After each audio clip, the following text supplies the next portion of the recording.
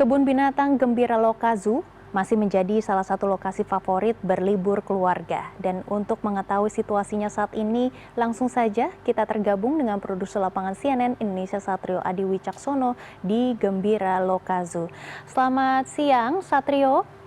Kami bisa melihat banyak sekali pengunjung di belakang Anda. Bagaimana suasana liburan di sana?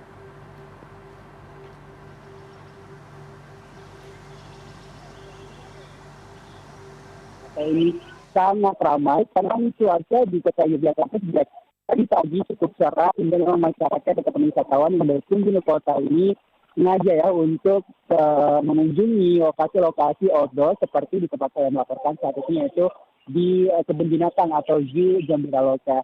Dari pengelola sendiri memang mencatat perkiraan pada hari ini akan ada 7.000 pengunjung. Ini jumlahnya cukup banyak walaupun sempat turun jika dibandingkan hari kemarin. Karena hari ini hari Senin ya Maggie. Kalau kemarin di akhir pekan, di hari Minggu ini jumlah pengunjungnya bisa mencapai 10.000 pengunjung.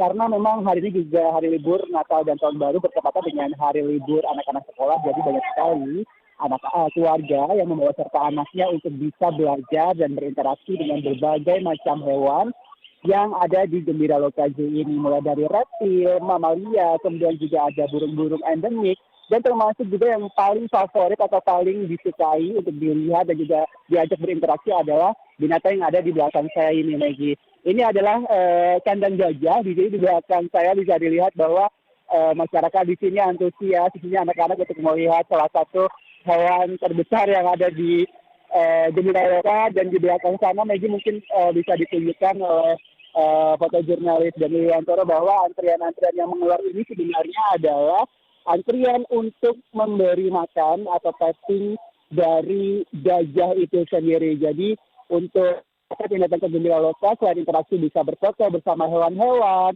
terus juga bisa memberi makan dari gajah itu sendiri. Jadi untuk masyarakat yang datang ke Gembira Loka, selain interaksi bisa berfoto bersama hewan-hewan, terus juga bisa memberi makan hewan yang ingin diberi makan tentu saja. Tapi di sini juga ada beberapa fasilitas-fasilitas lain seperti misalnya kereta untuk berkeliling, dan juga ada speedboat yang bisa dinaiki yang menyukai adrenalin. Terus juga ada kapal yang juga bisa mengajak para pengunjung ini untuk berkeliling. Dan untuk mengetahui tentang bagaimana tren kunjungan ataupun wisata di Gembira Loka Zoo, saat ini saya telah bersama dengan Mas Devan nih, salah satu staf humas dari Gembira Loka Zoo. Selamat siang Mas Devan. Selamat siang.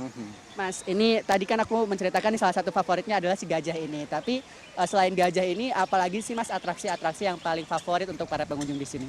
Kalau yang paling favorit untuk sampai saat ini kita ada zona cakar. Karena di zona cakar itu kita bisa foto secara lebih dekat dengan singa, macan tutul, hyena. Dan yang paling baru juga kita ada presentasi edukasi satwa yang baru kita renovasi juga.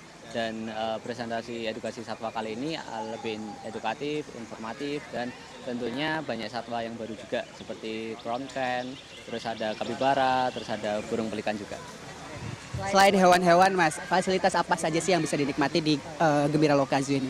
Kalau fasilitas wahana gratis kita ada kereta keliling, ada kapal katamaran, terus kita juga ada tempat istirahat yang memadai juga untuk para pengunjung. Nah, kalau jumlah kunjungan, apakah puncak dari wisatawan yang berkunjung ke Gembira Loka ini sudah menurun atau justru nanti diprediksi akan naik lagi, Mas? Kalau di tahun ini di Gembira Loka cukup positif, kita ada kenaikan pengunjung dari tahun sebelumnya. Yang di tahun sebelumnya kita kunjungannya 890.000, di tahun ini di tanggal 27 kemarin kita sudah melampaui dari kunjungan tahun sebelumnya. Di tanggal 27 kemarin itu sudah 900.000 pengunjung.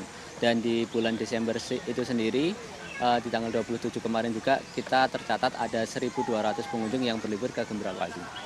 Kalau tiket, harga tiketnya sendiri dan jam operasionalnya, apakah ada penyesuaian di libur Natal dan Tahun Baru kali ini? Kalau harga tiket, kita ada tiket khusus libur Nataru, flat di harga 75.000 sampai besok tanggal 4 Januari gitu. Kalau jam operasionalnya? Kalau jam operasional kita tetap sama dengan jam operasional hari biasa. Kita buka loket jam 8 pagi, tutup loket jam 4 sore, dan tutup operasional jam 5 sore gitu. Mas, yang paling sering dikhawatirkan pengunjung saat berkunjung ke lokasi-lokasi wisata di Jogja adalah kantung parkir, Mas. Ini gimana? Apakah ada kantung parkir tambahan untuk masyarakat yang membawa kendaraan pribadi?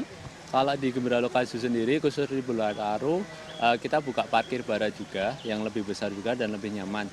Biasanya kantong parkir barat kita buka Sabtu Minggu, tapi khusus libur Nataru ini kita buka setiap hari sampai tanggal 4 Januari besok.